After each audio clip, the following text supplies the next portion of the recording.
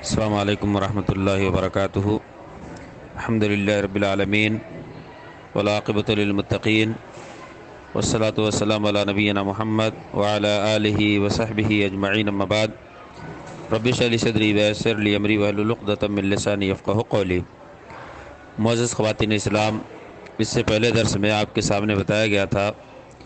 کہ اس دنیا کے اندر انسان اور جنات اللہ کی عبادت کے لیے پیدا کیے گئے،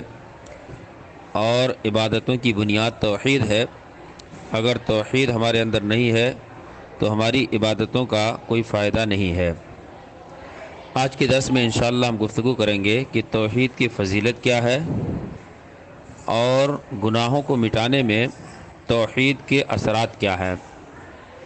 توحید کی فضیلت کے سلسلے میں قرآن مجید کے اندر بے شمار آیات ہیں۔ ان آیات میں سے ایک اہم ترین آیت ہے سورہ انعام آیت نمبر 82۔ اللہ نے فرمایا کہ الذین آمنوا ولم یلبسوا ایمانہم بظلم اولئک لہم الامن وہم مہتدون۔ جو لوگ ایمان لائے اور انہوں نے اپنے ایمان کو ظلم سے آلودہ نہیں کیا، ظلم سے پراگندہ نہیں کیا، انہی کے لیے امن ہے اور وہی راہ راست پر ہے۔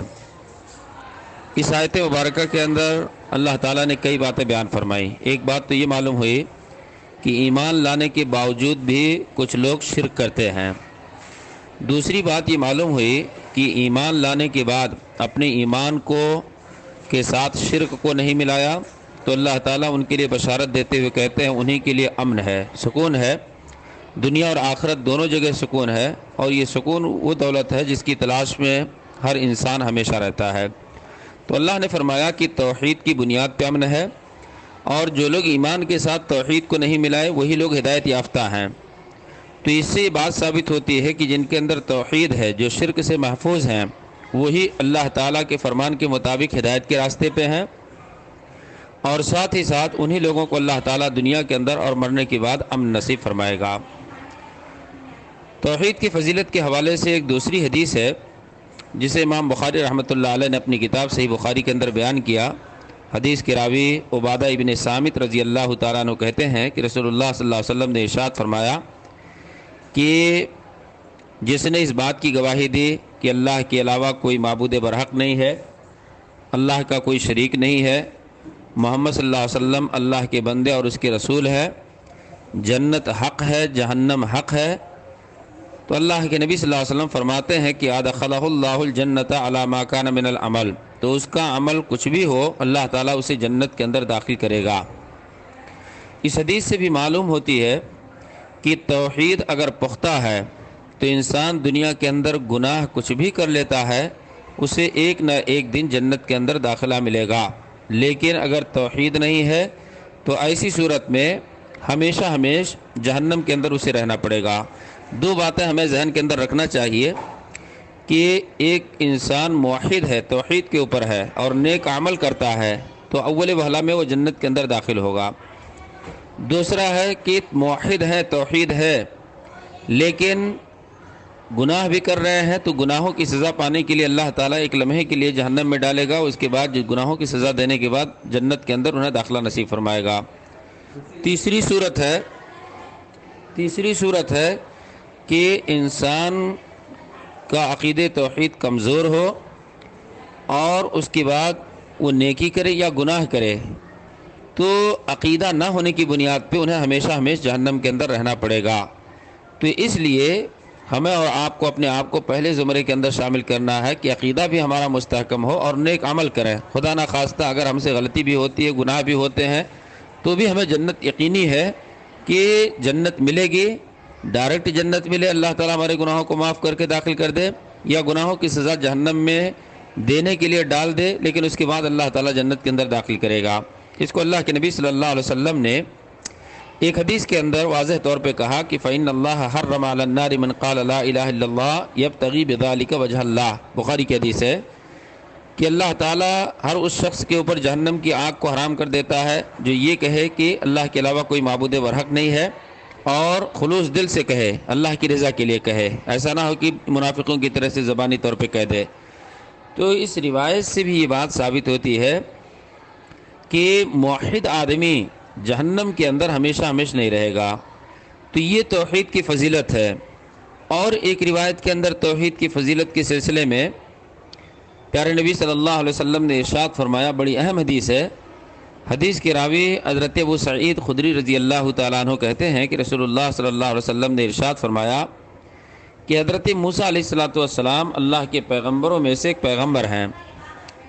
حضرت موسیٰ علیہ السلام نے اپنے پروردگار سے کہا، یا ربی علمنی شیئن اذکرک وادعوک بہ، اے میرے پروردگار مجھے کوئی ایسی چیز بتا دے جس کے ذریعے سے تیرا میں ذکر کروں اور تجھے پکاروں۔ تو اللہ تبارک و تعالیٰ نے حضرت موسیٰ علیہ السلام سے کہا، یا موسیٰ لا الہ الا اللہ، قل یا موسیٰ لا الہ الا اللہ، اے موسیٰ تم لا الہ الا اللہ کے ذریعے سے میرا ذکر کرو اور لا الہ الا اللہ کے ذریعے سے مجھے پکارو۔ تو حضرت موسیٰ علیہ السلام کو یہ بات بڑی عجیب دکھی۔ اللہ کے نبی صلی اللہ علیہ وسلم فرماتے ہیں کہ حضرت موسیٰ علیہ السلام نے کہا کہ کل عبادک یقولون ھذا،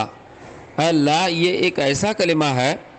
یہ تو تیرے تمام بندے کہتے ہیں، تمام بندے اسی کلموں کو کہتے ہیں، تو یہ کوئی نئی چیز تو نہیں بتائی گئی مجھے۔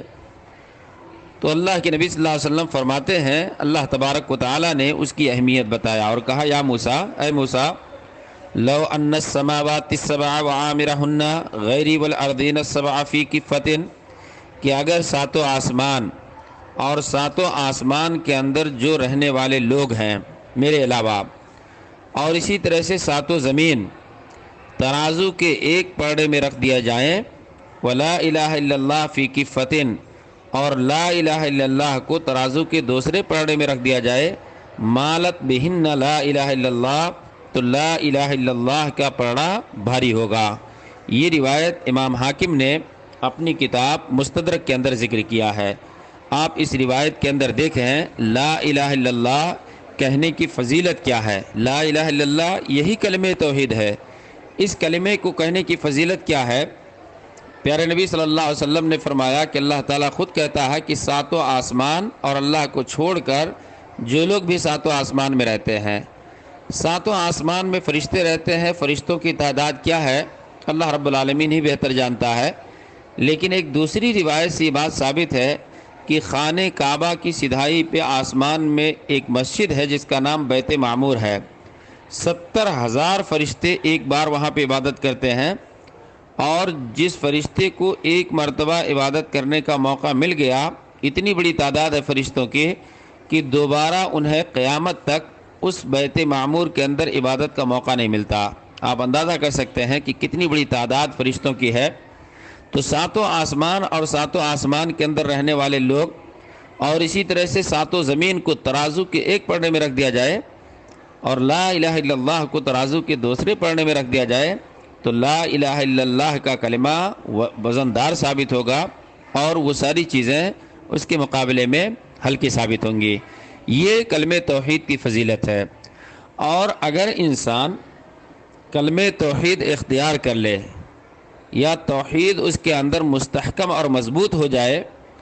تو اس کا فائدہ ایک تو بتایا گیا کہ امن اور سکون میسر ہوگا۔ اللہ تعالیٰ کہتا ہے ایسے لوگ ہی ہدایت کے راستے پہ ہیں۔ تیسرے نمبر پہ ایسے لوگوں کے لیے کہا کہ کچھ بھی عمل کریں اللہ تعالیٰ یقیناً انہیں جنت کے اندر داخل کرے گا۔ لیکن توحید اگر ہمارے اندر مضبوط ہو جائے تو اس کا ایک چوتھا فائدہ ہے، توحید کو گناہوں کے اثرات کو مٹانے کے لیے ایک مؤثر ذریعہ بتایا گیا۔ چنانچہ سنن ترمذی کی حدیث ہے،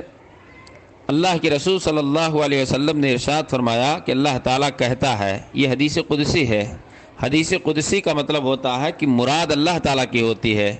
لیکن اللہ کے نبی صلی اللہ علیہ وسلم اپنے الفاظ میں اس کو بیان کرتے ہیں، وہ قرآن میں نہیں ہوتا۔ تو حدیث قدسی ہے، اللہ تعالیٰ کہتا ہے یا ابن آدم، اے آدم کی اولاد، اس کے اندر مرد اور عورت دونوں شامل ہیں، لو اتیتنی بقراب الارض خطایا، کہ آدم کی اولاد اگر تو میرے پاس زمین بھر گناہ کر کے آئے، ثم لقیتنی لا تشرک بی شیئا، پھر تو اس حال میں مجھ سے ملے کہ تو میرے ساتھ کسی بھی چیز کو شریک نہ ٹھہراتا ہو، لأتیتک بقرابها مغفرۃ،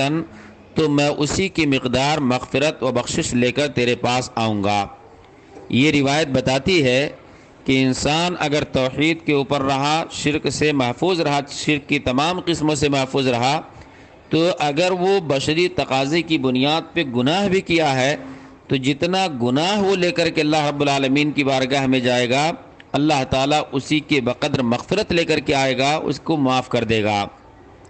تو یہ توحید کی فضیلت ہے، توحید کے اثرات ہیں گناہوں کو مٹانے کے لیے۔ لیکن اس کا مطلب یہ نہیں ہوگا کہ ہم اگر موحد ہیں، توحید پہ ہیں، تو ہم گناہ اس بنیاد پہ کریں کہ اللہ تبارک و تعالیٰ گناہوں کو مٹا دے گا، نہیں۔ کیونکہ موحد اگر جتنا ہمارے اندر توحید پختہ ہو اتنا ہی ہم گناہوں سے بچیں گے۔ یہ توحید کا تقاضا ہے کہ توحید جتنا زیادہ پختہ ہو، گناہ سے انسان اتنا ہی زیادہ بچے گا، کیونکہ عقیدہ توحید کی پختگی اسے گناہوں سے روکتی ہے اور اسے نیکی کے راستے پہ ڈالتی ہے۔ تو اس لیے ہمیں اور آپ کو توحید کی فضیلت اور گناہوں کو مٹانے میں توحید کا کیا کردار ہے اس کو سمجھنا چاہیے۔ اس کے فضائل سے متعلق اور گناہ مٹانے سے متعلق توحید کا جو مقام ہے اس کو آج کے درس میں بیان کیا گیا۔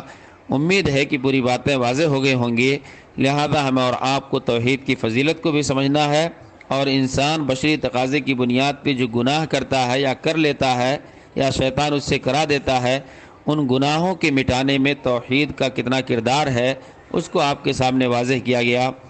میں آخر میں اللہ تعالیٰ سے دعا کرتا ہوں کہ دنیا کے تمام انسانوں کو توحید کی فضیلت اور گناہوں کو مٹانے میں توحید کے جو اثرات ہیں انہیں سمجھنے کے ساتھ ساتھ توحید کا راستہ اختیار کرنے کی توفیق عطا فرمائے، تاکہ تمام انسانوں کو توحید کی فضیلت دنیا اور آخرت کے اندر حاصل ہو سکے، اور جہنم سے بچ کر تمام کے تمام لوگ جنت کی نعمتوں سے لطف اندوز ہونے کا موقع پا سکیں۔ آمین وآخر دعوانا الحمدللہ رب العالمین۔ السلام علیکم ورحمۃ اللہ وبرکاتہ۔